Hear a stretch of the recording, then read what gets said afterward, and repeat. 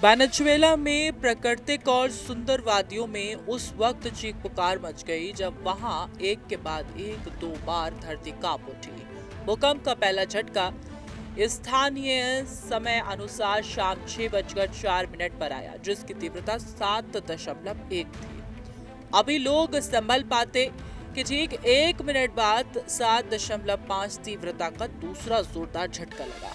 भूकंप का केंद्र मोरोन शहर के पास जमीन के बेहद कम गहराई पर था। इस दोहरे झटके से राजधानी काराकास का अल्तामीरा और पालोस गंद्रेज इलाका पूरी तरह बर्बाद हो गया है।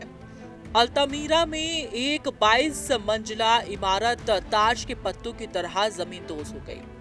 सिमोन बोलीवार अंतर्राष्ट्रीय हवाई अड्डे की छत का एक हिस्सा गिरने के बाद विमान सेवाएं पूरी तरह ठप हो गई हैं। वेनेजुएला में महाविनाश, दो भीषण झटके, मलबे में तब्दील शहर।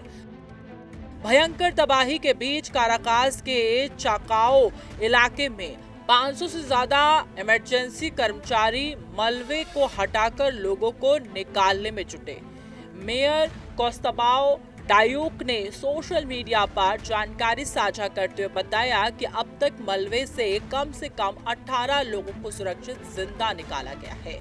गृह मंत्री डियोसदादो कैबोलो ने जनता से बेहद भावुक और जरूरी अपील किया। उन्होंने कहा है कि कोई भी व्यक्ति अभी कमजोर हो चुकी इमारतों के अंदर ना जाए, क्योंकि आने वाले आफ्टर शॉक बची हुई इमारतों को भी गिरा सकते हैं। सभी नागरिकों को सड़कों और खुले मैदानों में रहने की हिदायत दी गई है।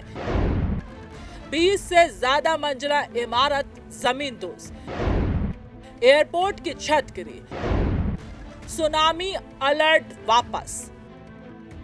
इस महाविनाश के बाद पूरे कैरेबियाई क्षेत्र में हड़कंप मच गया है।